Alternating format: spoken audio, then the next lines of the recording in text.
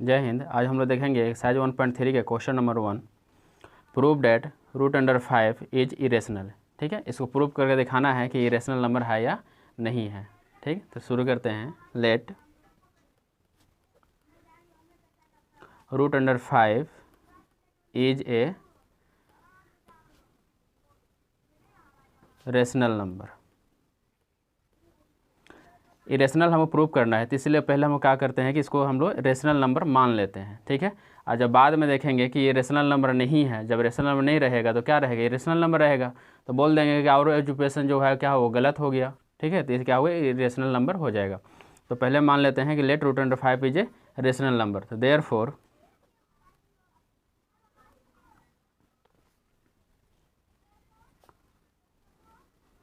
We can find two integer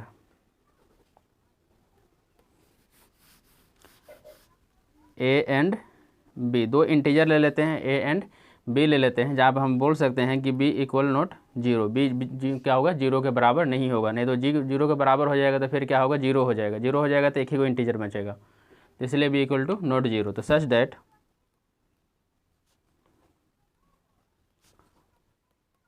√5 बराबर ए बटा B ले लेते हैं। जो इंटीजर लिए थे वो ए बटा बी ले लेते हैं। ठीक है, तो late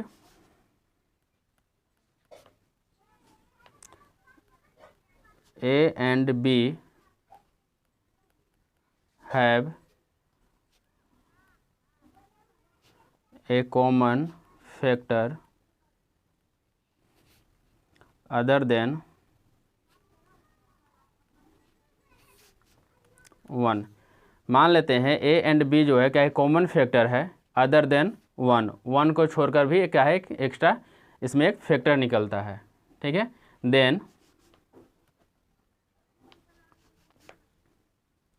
then we can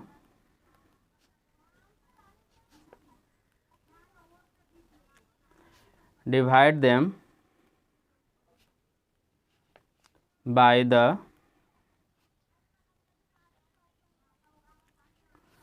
the common factor and assume,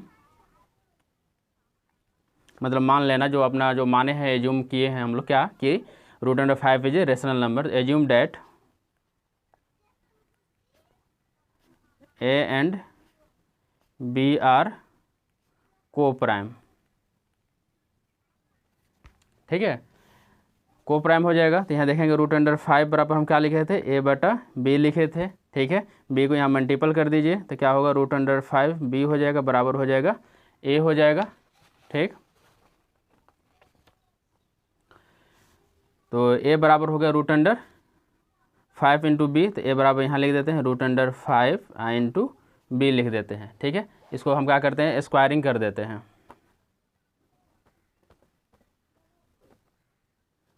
squaring on both side, दोनों साइड कर देते हैं स्क्वायरिंग। तो क्या हो जाएगा, ए का स्क्वायर और √5 बी का स्क्वायर। तो ये तो ए स्क्वायर हो जाएगा और √5 का स्क्वायर 5 होता है, अब बी का स्क्वायर करेगा तो बी स्क्वायर होगा। इसको एग्जाम थी क्वेश्चन 1 ले लेते हैं। ठीक है, देयरफॉर ये पहला क्वेश्चन 1.3 का, जिसको पूरी तरह से डील करके बताते हैं। ठीक है, थोड़ा विस्तृत में जाएगा। इसके बाद क्वेश्चन नंबर जो 2 और 3 बताएंगे वो एकदम छोटा छोटा में बता देंगे। देयरफॉर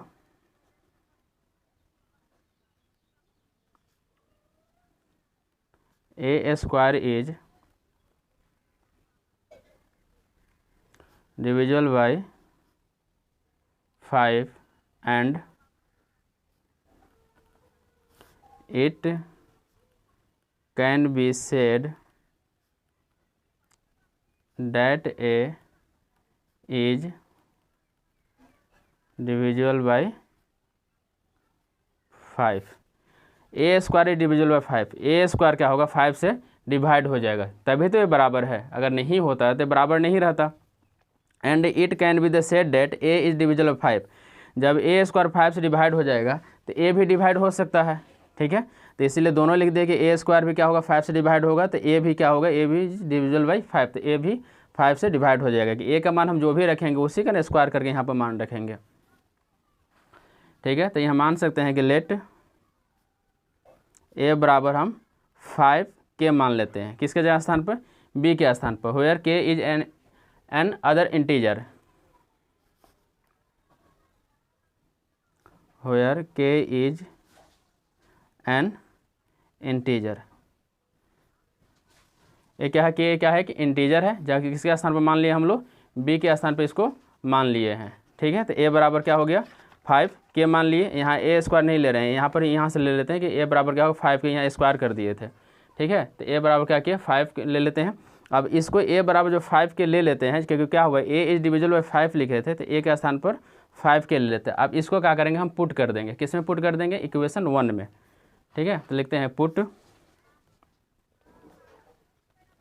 ए बराबर 5 के इन इक्वेशन 1।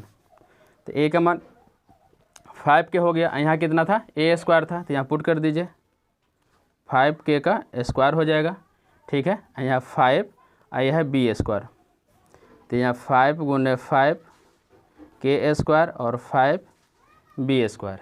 ठीक है, अब देखिए ई 5 से क्या हुआ, ई 5 कट गया। ठीक है, तो 5 के स्क्वायर बराबर हो गया बी स्क्वायर। ठीक है, 5 के स्क्वायर बराबर हो गया बी स्क्वायर हो गया।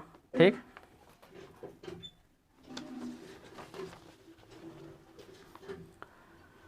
तो लिखेंगे this means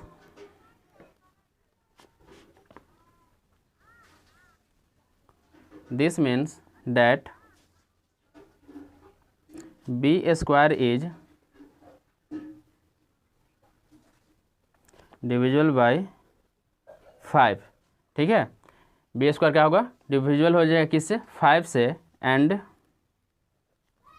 hence B is divisible by 5। उसमें हम लिखे थे कि A square is divisible by 5, तो ए इज डिविजिबल बाय 5, यहाँ हम लोग लिखे थे B square is divisible by 5, तो बी इज डिविजिबल बाय 5। ठीक है, अब देखते हैं हमको this implies that A and B have 5 as a common factor. अब A और B के पास क्या है, ये जो 5 है, ठीक है, ये कॉमन फैक्टर के रूप में ले लेते हैं। ठीक है, तो लिखेंगे एंड दिस इज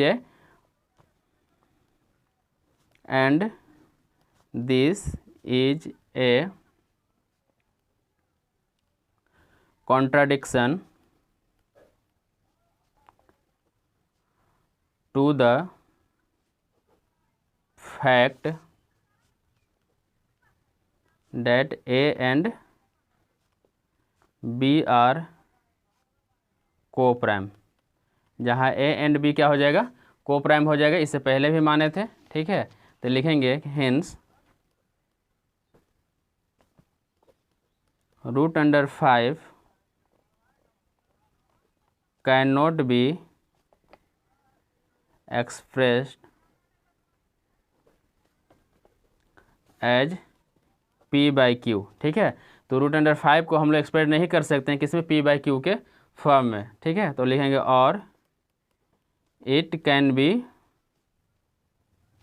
से डेट, इसीलिए इसको हम लोग कह सकते हैं कि √5 जो है क्या है, इरेशनल नंबर है।